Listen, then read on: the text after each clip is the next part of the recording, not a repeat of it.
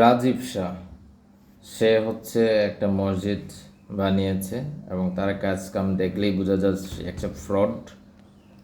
সে মসজিদ বানিয়েছে, সেখানে মসজিদ করতে চায় এবং এটা নিয়ে সোশ্যাল মিডিয়া থেকে শুরু করে জনগণের মাঝে দুই রকম প্রতিক্রিয়া। কেউ কেউ চাচ্ছে মসজিদ সেন্সিটিভ ইস্যু, ধর্মীয় ইস্যু, মসজিদ করতে দেওয়া হোক।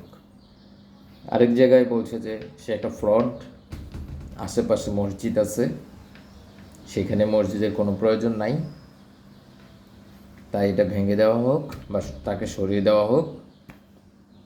এখানে আমি যেটা দেখলাম, এখানে কিছু মুসল্লি আছে, এটাকে একটা ইস্যু করতে চায়, ইস্যু করে এখানে একটা আলোচনা করতে চায়। বাংলাদেশে বুঝেন তো, কিছু কিছু পাবলিক আছে ভাইরাল হওয়ার জন্য। আমার কাছে মনে হয় এটা ভাইরাল হওয়ার জন্য না, এখানে একটা সূক্ষ্ম একটা বিষয় আছে। সূক্ষ্ম কি, কেন বলছি? তার ঘরটা যখন ভাঙে, মানে ছাপড়ি টাইপের কিছু ছিল, ভাঙে, তখন দুইটা ছবি পাওয়া গেছে, যে দুইটা ছবি ভারতে সে তুলেছিল। আমার কাছে একবার মনে হচ্ছিল যে এটা এডিট করা এবং ছবিটাকে ফ্রেম করা হয়েছে এরকম। আবার মনে হচ্ছে না, এটা রিয়েল ছবি।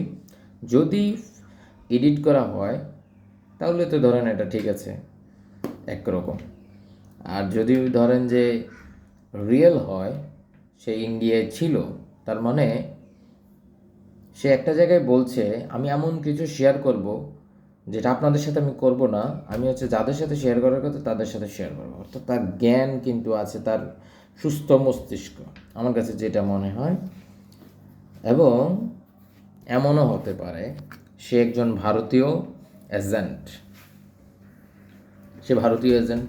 এখানে একটা আপনারা দেখেন নাই ওই যে পলাশবাড়ির কাহিনী, তো এখানেও একটা কাহিনী করতে চাচ্ছে। দেখো, আমরা মসজিদ করতে চাই, মসজিদ করতে দিচ্ছে না, তোমাদের এখানে চাইলে মসজিদ করা যায় না, এই ধরনের একটা বার্তা দিতে চাচ্ছে। দেখেন, বাংলাদেশের মানুষ যথেষ্ট সচেতন। আশেপাশে মসজিদ আছে, সো এখানে মসজিদ করা যাবে না, বিষয়টা ওই জায়গাটা মসজিদ করার মতো জায়গা না, ওখানে লোক সমাগম হয় না।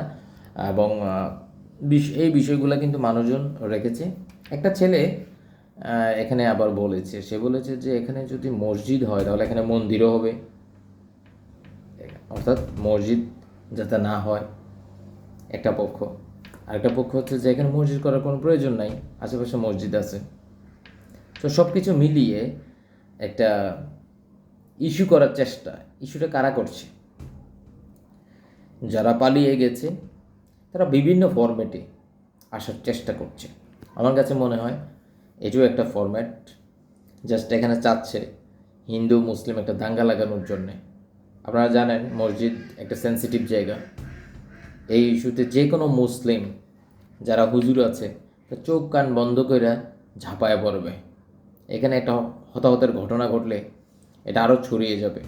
কোথা থেকে ছড়ালো বিষয়টা এরকম নয় যে একটা মনে আছে কে মিষ্টি খাইলো আর কে মারা গেল।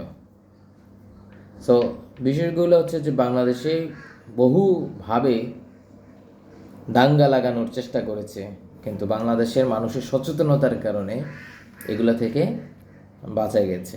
এখনও পর্যন্ত বাংলাদেশ সঠিক পথেই আছে।